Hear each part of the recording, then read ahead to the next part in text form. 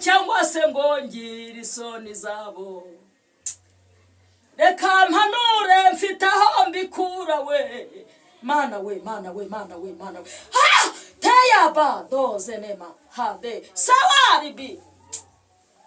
Hari igihe numva naceceka nanjye ngaturisha umutima wanjye we. Twongeye kubasuhuza kandi tubahaye ikaze mwese abantu bana natwe uko bwije nuko bukeye mbona tugenda tubona ineza y'Imana. Ni mu mwanya mwiza wa bw'abahanuzi mukunda. Ndabizi ko abantu benshi mwamaze kujya mubona ibisubizo byanyu bitewe n'ubuhanuzi bugenda bunyuzwa hano kuri noshene. Ndetse mugenda mwabonera ijambo ry'Imana n'ibindi. Uyu mwanya twongeye kwakira tugize umugisha wo gusanga wa muhanuzi noneho ari guhanurira muri Supanet. Topeda idomenewa shando. Urakoze. Aha. Hiniwi tayigo. Tugusanze muri Supanet noneho ibi noneho turabyita ibiki? Yego. Yego. Ijambo ry'umusaraba kubarimbuka.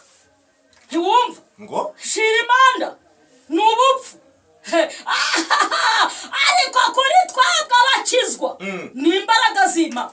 Hanyuma yataranije abaswa piri w'Imana. Ariko ndumva Imana rero yataranije abaswa bo mwisi kugira ngo inimashara mandaze nema inimishando dododo ntabwo bisobanutse ariko mwisi y'umwuka birasobanutse. Imana ihimbazwe cyane. Ni mama bimenyetso. Haleluya. Ni mama bimenyetso. Helasika umugorerebo Imana ihagurukije kandi nanjye narabyemeye. Shema dobe ntugire ngo ndi umusazi ndi muzima. Umwami ahimbazwe nano. Ndamwumvise Yesu. Ndi muzima ntabwo nasaze. Repa yizo reka nisubirire hano. Enema turabashimiye mwese abantu mudukurikiranye muri ku miyoboro itandukanye. Tubifurije umugisha w'Imana. Ibi wumva ibukinisha yereba hari igihe uzabikenera utakibibaye. Nyabuna abanashini manda abanyabwenge mucakire kuko hari igihe bitazaba bikiboneka. Nifo ndi mama w'abana abahungu n'abakobwa mvuka mu muryango w'abana 24 narabivuza mparabisubiramo. Nashimira Yesu wageze yoreka nijandama reka nsubire muri iyi nzu yanjye. Haleluya. Nemeye gukorera Uwiteka. Nemeye gukora ibyananiye abandi. Ibi wita ko bisuzuguritse. Ibi wita ko zemanda n'imini folabi. Wowe wandika SMS ngo barimo barakora ibintu bitari byo. Oya reka dukora ikijambo. Yakobo yaravuze ngo nuko rero nimwumva ijambo mujye mukora iby'iryo jambo atari ugupfa kuryumva gusa mwishuka. Yarakoze umwami Yesu yarakoze kumpa abana. Harerewa zone ikitonderwa nyuma y'ibyo myaka yose 12 ampa kubyara birakunda. Ahimbazwe ndamwumva n'umwami wanjye. Imana ishimwe. Haleluya. Narababwiye ngo iyo nkorera Imana, iyo nkorera Uwiteka, iyo ndimo mvuga iby'iwacu nshyiramo agatege. Ahanje ni none rabi ariko sinabura no gushimira abantu badufasha mu mugongo, abantu badusapotinga ngo tugere kuri izi kamera. Muhabwe umugisha n'Imana. Hanyuma rero sinjya ngenda gake. Imana ihimbazwe cyane. Imana ishimwe. Ndashaka ko dusenga uri uwera. Neshando izina ryawe ni iryera. Izina ryawe rabi izina ryawe ni iryera. Numvise umuntu uribwa mu rucyagerero. Wowe ndakumvise. Aya magufa y'umugongo iki gice ukuboko kw'Imana kukugezeho. Ni fariwa zonema iyi mitsi y'umutwe topita. Haleluya. Nawe hari itangazo nkuzaniye. Ukuboko kw'Imana kukugezeho. Nyagasani Imana y'Aburahamu na Isaka na Korodina ari we jewe. Uhimbazwe kutakiri Imana y'Aburahamu gusa ahubwo uri n'Imana yanjye. Hanyuma intumwa irihuta nzajya message baturiye mugora meza imana yashimye. Kandi reka mbabwire, ayaga no gusambana biravuna, no kwiba biravuna, no kubeshya biravuna, no gutubura biravuna. Murakabimvune bimvuna ariko mbikore. Imana ishimwe. Reka dusome ijambo ry'Imana. Wowe nshuti ya Kristo ucumva imvugo y'Imana, wowe ufite amaso yo kureba Imana, wowe ufite amatwi yumva Imana, umva ibigiye kuvuga. Ndabizi ko Imana ntabwo yumvwa n'amatwi y'umubiri. Imana ntiyumvwa n'amaso y'umubiri. Imana yumvwa n'amaso y'umwuka, niyo yumva Imana. Nuko rero wowe ufite ayo matwi n'ayo maso, tugendane hambere tugendane. Neshadibi rangode nemo rasakita. Mbonye umuntu Imana irukije uburozi. Haleluya. Reba Imana ishimwe. Reka dusome ijambo ry'Imana. Zaburi niyonjemo iyi ya Dawidi, iyi Zaburi ya 91 hariyo amagambo Imana imbwiye ngo ntangaze. 2026 ndashimira Imana, nararwaye ariko ndakira. Itariki ya mbere nari ndwaye ndi mu bitaro, ababizi barabizi. Ubu nibwo nagombaga kuba natambukiza iyi misiyo, ariko umugambi w'Imana ntupfa, ntuyoba, ntusaza. Imana ihimbazwe kwinkijije nkaba njya kuvuga iyi misiyo. Nuko rero wowe ugize umugisha heriwe ukaba ukandagiye muri uyu mwaka, muri uku kwezi, ariko Mana we tando umva ko Uwiteka aravuze kuri iyi Zaburi ya 91. Ugira ngo nasaze, ndi muzima pe, nukuri ndi muzima. Ndi umugore w'umugabo Imana yaramumpaye, mfite ndi nyina w'abana. Dore imyaka mfite, dore uko ngana uku, ariko njini foya gide nemeye guhagarara mu mugambi w'Imana. Imana ishimwe, Imana ihabwa icyubahiro. Havuze ngo iki muri iyo Zaburi ya 91? Harabaze ngo niko Uwiteka yambwiye, ariko ntugire ngo nigi, ntabwo ari cyo bivuze. Oya, ni Uwiteka. Rabi niwe Shando, niko Uwiteka avuze. Urakoze kunyumvise. Tiwizanima, urakoze kunyumvise. Uburinzi bukujeho, ubwo nyumvise. Nema sharibi neta rakiti zango n'abantu bavukana ubwabo basigaye baroganuka zagerazwa n'umuntu muvukana. Nibyahanuwe. Haravuze ngo uba mu rwihisho aranyumvise. Haleluya. Uba aranyumvise rwisumba byose. Era biniwi tando azahama mu gicucu cyishobora byose. Ndabwira Uwiteka nti uri ubuhungiro bwanjye. Yesu we, uri Imana yanjye niringira. Yo mbega byiza kuko ari wowe uzangiza ikigoyi cy'umugoyi na mugiga igenda ku manywa y'ihanga. Uzajya umbundikiza amoya yawe, nzajya mungira munsi y'igicucu cy'amababa yawe. Mwakire neza ijambo ry'Imana. None harara munyamakuru, nisubiriye mu rwihisho. Umva misiyo uko imeze, nasubiyeyo. Rabi hanze nta cyiza kihari. Oya, nini para widizango. Imana niyo yabimbwiye. Hanewa hari ijambo muzanyumvana mu kanwa kanjye. Nasubiye mu rwihisho. Herara binima utiye ni supaneti. Cyari igishushanyo kibizaba. Ni supaneti nyine urayireba, ariko reka nsubireyo. Reba nitando hayiwida. Hari abantu bamaze kuva mu rwihisho. Ndavuga urw'agakiza. Warasikita rw'agakiza.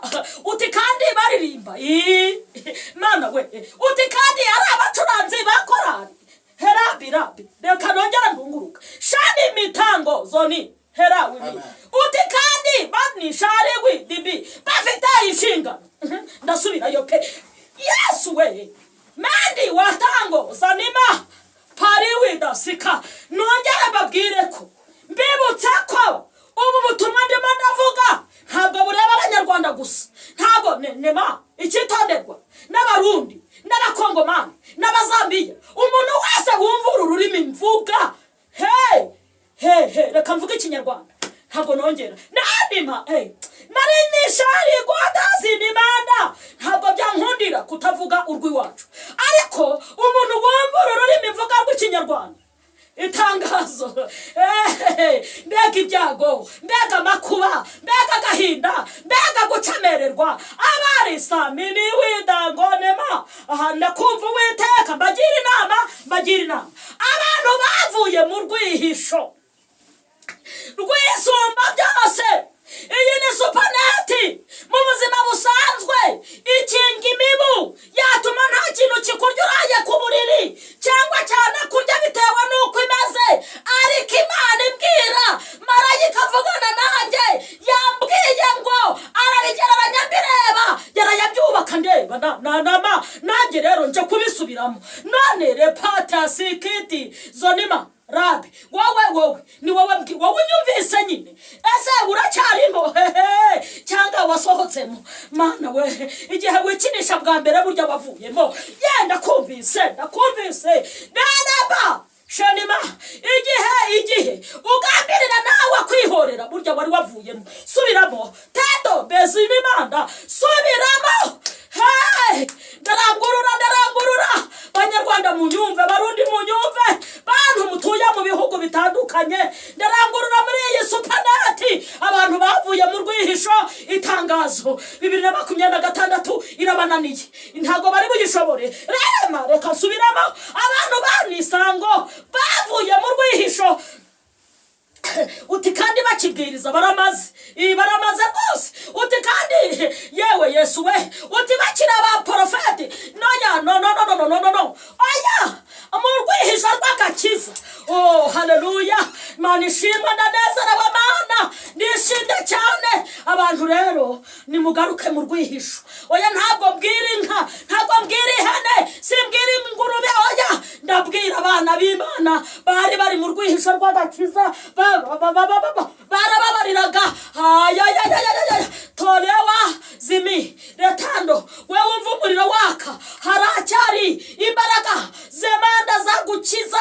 Ririwe dosika, wowe uryama bakagucandaga bakarara bakujyana itawizo, wikanga abantu, haracyari imbaraga zikiza. Imana ishimwe. Noneho ndabwira Uwiteka, ariko impamvu mvuga ibyo nuko nkiri mu rwihisho. Ariko Mana, ndacyari mu rwihisho rwisumba byose. Urwihisho ni iki? Nagakiza wavuyemo. Impamvu mvuga ibyo, ndabwira Uwiteka nti, wowe Uwiteka, ubwo ndaha ayiwe haleluya, ubwo ndaha uri ubuhungiro bwanjye. Imana ishimwe. Erega ma ntukagira ngo nzaza mvuga nk'ibyo abandi bose bavuga. Oya, Imana impamagara, yampamagaye ukwanjye. Imana imbwira intuma jyenyine. Rara zemonde sango ne parazim. None se n'ubundi ubukire ufite n'ijye wabuhanuye? Oya, buratse mvuga ibyo Imana ishaka. Yambwiye ngo mbwira abantu bavuye mu rwihisho biragoranye, abantu barusohotsemo ko 2026 bayirangiza. Utuzanye iterabwoba. Oya, ntaryo rebani wenema nakurama kumunyabyaha. Rabi, Imana ishimwe neshando. Ariko wowe ukiri mu rwihisho rwisumba byose. Wowe ukiri mu rwihisho, Mana we, haleluya. Imana ishimwe. Rabi, Imana ihimbazwe. Data we, hanima Rabi, Imana ishimwe. Wowe ukiri mu rwihisho, wowe this way mende wa Rabi, eragone shando rega yego warananazwe, warageragezwe neneta yazibi fo byabindi wagiye muri icyo gihugu wibwira byarananze. Ariko niba ukiri mu rwihisho, data kugezeho. Niba ukiri mu rwihisho, data haniwi, ndavuga umwami Yesu akugezeho. Nenema shando Rabi tawizanima. Umva gahunda subiramo. Rebo Shadima nema ko numva ari byinshi Uwiteka, ariko ndabivuga byose pe. Ndabivuga abantu bavuye mu rwihisho baratorongera baragenda bavamo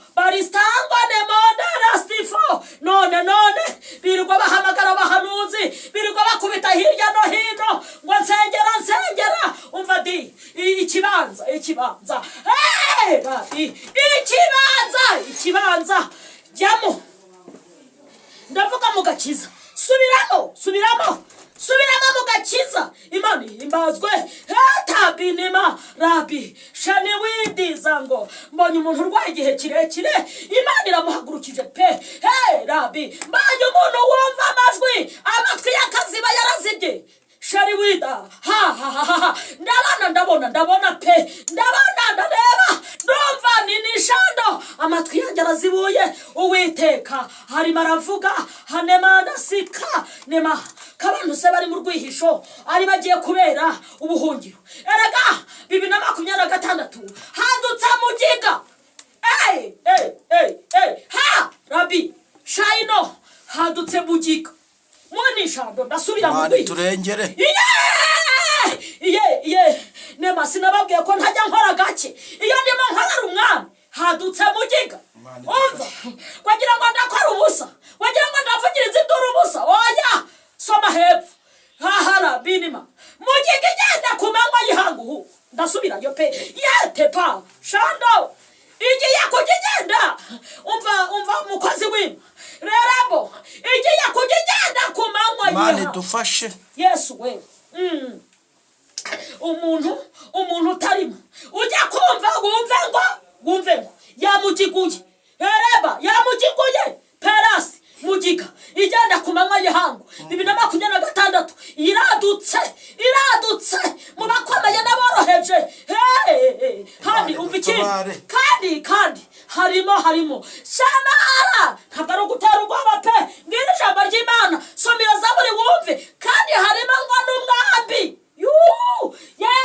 subira mu rwihisho musore oya amahirwe yawe amahoro usigaranye nayo kugaruka mu rwihisho mu gakiza oya telefone manda iyi telefone y'abantu bambaza ibya viva bagaza n'indi neshana drome ikibanza ni mu gusubira mu rwihisho kushaka ibyiza se urashaka ibyiza ku mana wowe se urimo rerebo urimo arabikora nima hanitando imana ikwimure umva ndakumvize ngo imana arasika iguhuza n'umuryango wawe orabini imana ikubakira urugo kurabana na divorce wowe se urimo sheribini mandeta urimo rwihisho oya urimo shenata cyangwa uri hanze yewe we mana we uhimbazwe reka rero mvugane nawe ibi bintu wumva bikomoka ku mana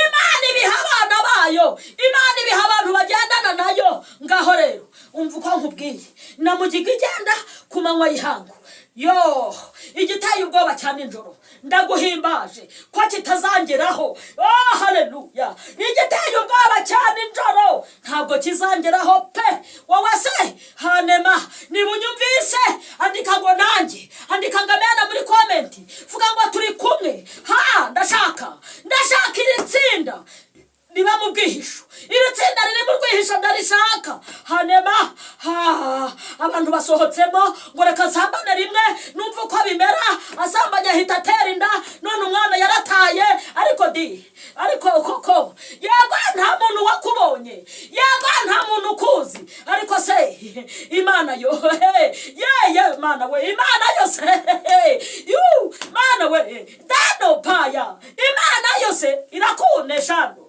ntabwo yitwa inima sharagone pa rarararaba remoshe nuko mpagurutse nuko imana inzanye oya have wikina restasi nemo wowe kandi uvuga ngo ndi umusazi ntabwo uzi icyo ukora turakora ku mugoroba ndakora ku mugoroba abakoze kare barabikoze yewe nuko ari ku mugoroba niyo mpamvu ndi kugira vuba ndi gukubita mbangura nema ko watinye ucuruga inyuma kuva ubikora wa mwuka wa dayimani ugahita yinjira mu rugo rwawe reka nisubire mu rwihisho reba mahoro wabonaga ntabwo ukiyabona nyine wakinguye umuryango birasaba gusengerwa bibirewa desayinini hedi pita yango nema numvise umuntu uri murarenganywa imana ikugarukeho hadi nibi shandoma rarata kostai nimitango zemo noni peyasi niwida Uwiteka aravuze ngo uba mu rwihisho rwisumba byose, uba mu gakiza kiwe, arahama mu gicucu cyishobora byose. Ndabwira Uwiteka nti uri ubuhungiro bwanjye, uri Imana yanjye niringira, kuko arozanyiza ikigo cy'umugoyi na mugiga. Iyi mugiga rero, iyi mugiga muneta muraje muyibane, iradutse pe, iradutse rikoma, iradutse mugiga ijyana ku manywa y'ihangu, nigitaye ubwoba cyane injuru. Hereba nemana kandi iratoranya, iragenda itoranya. Uri hese ngwino mu rwihisho, Yesu we ngwino hamagara, sengerwa, sanga abakozi b'Imana, subira mu rwihisho. Haleluya, Imana ishimwe, Imana ishimwe. Ndumva abantu bari badukurikiranye, mwese turabashimiye, tubifurije umugisha w'Imana, abaduhamagara, abadutera inkunga, mwese reka mbabwire ngo ntabapfira gushira. Nubwo utakwemera, wemejwe nuko mvuze, uzemezwa n'ibyo nkoze. Nundazaza erega ntabwo tuvuga ngo abantu ngo batwemere, ntabwo tubahatira kwemera, ahubwo mwemere yadutumye, nibwo muraba mutwemeye natwe. Imana ibaha umugisha, Imana ibaha umugisha. We wavuye mu rwihisho, mugabo we, mupapa wa mukobwa, yego waradindiye nta bukobonye, ariko si Imana ko yabukubwiye ugahita ugira kwa kundi. Ariko Mana, ubwo koko waje ugasubira mu rwihisho, umugisha nihuza. Abahanuzi barakubeye, ufite ibikomere, nawe se urabizi. Ubwo se koko iby'Imana birera, ntabwo mvuze byinshi, ariko subira mu rwihisho. Ndakurangira inzira y'umugisha, ndakurangira ahantu waca bigahita bikunda. Rewanima, ariko subira mu rwihisho. Imana ishimwe. None se ubwiza bw'Imana bwakuvuyeho, itara ry'Imana ryarazimye, icyangiro cyaraje. Ariko se koko henimanda shanima, tugeze mu minsi ingo zitubakwa n'abafite taye faransezi, oya zitubakwa n'abafite bya bindi muvuga numvise ishinya y'umukara n'ibindi. Oya birate nostange dobe. Ariko mama nyumva birasaba kujya mu rwihisho. Yesu we amina, mvuza amagambo akomeye, kujya mu rwihisho. Umugore uri mu rwihisho, uru rugo rwa 2026 ararushobora, ariko impamvu se Yesu de notarane bade wanema, ariko impamvu jyamo ongera yagumamo, rindiraho. Hanyuma Imana ibaha umugisha, haleluya. Ndanezerewe cyane yewe mama bimenyetso nkuko mwanyise Uwimana Korodina. Ndanezerewe kuko uyu murimo Imana yampamagariye, kabona nawe abango n'umusazi, ndi muzima. Imana yarampamagaye ndi muzima, ahubwo ndimo ndakora ku mugoroba nabibabwiye. Kwishinga se oya sinakwishinga, ndakora umurimo wantumye. Imana iduhana umugisha. Reka dusengera abantu. Mwami Yesu, ndagushimiye, uri Imana ikomeye. Haleluya. Rara toda niwi zemo. Uyu muntu wandikiwe kubagwa mu mutwe mu izina rya Yesu, acyumva iri jambo, herara mini wi tango zonima. Haleluya. Anitayido shera, uyu muntu babariye imitsi y'izosi, hedi titango holalala. Uyu muntu wasanye urugo n'imiti basize umugabo akagenda. Pediwa ko nkumva Uwiteka, ko nkumva ase nema. Uyu muntu ufite inshuti nyuma y'urugo ziniwa zebone fo, ndavuga inshuti z'ibyaha, waziretse ko mbona ugiye gukenyukara. Warararara sinipanda sinaguhisha ukuri, waziretse ko nema Imana yakubakiye urugo, waziretse se utadistango nema. Gihe cyawe ndabona cyihuta cyane. Temone fo ntimuntu haramabuye ntawe mvuze, henitandoze mondera. Ariko uyu muntu mvuze aginifa yagita nimero ye iherwa na 419. Nomera sangote po erega ndi mu rwihisho, abashaka muze tujyamo. Yesu we haleluya. Ndabona guturwa imitwaro muri iri jambo, ndabona gukira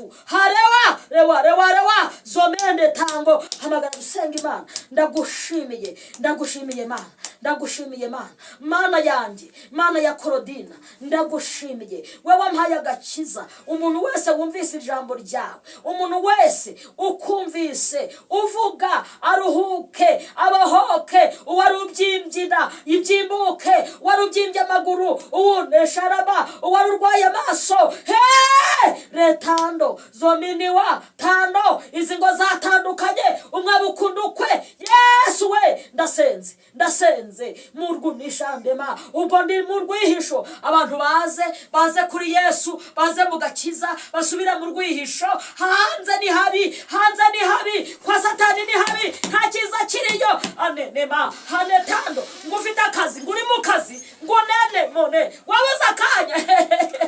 Imana iraje guha akanya. Mwebwe mwese muhabwa umugisha n'Imana. Turabashimiye ko mubyumvise, kandi Imana yacu ibane namwe, tubisabye mu izina rya Yesu Kristo. Amen.